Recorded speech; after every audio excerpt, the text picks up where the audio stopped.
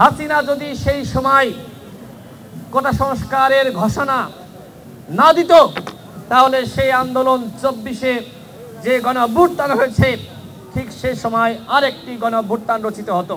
2018 সালে আমরাই সর্বপ্রথম হাসিনাকে বাধ্য করেছিলাম।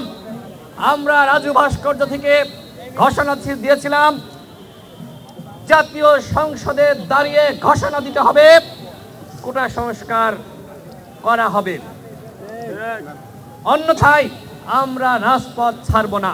হাসিনা যদি সেই সময় কোটা সংস্কারের ঘোষণা না দিত, তাহলে সেই আন্দোলন 24-এ যে গণঅভ্যুত্থান হয়েছে ঠিক সেই সময় আরেকটি গণঅভ্যুত্থান রচিত হতো।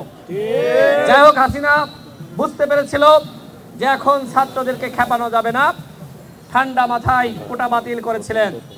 কিন্তু এই কোটা সংস্কার আন্দোলন থেকেই যে হাসিনার পতনের আন্দোলন শুরু হয়েছিল সেটা আমরা কেউ জানতাম না।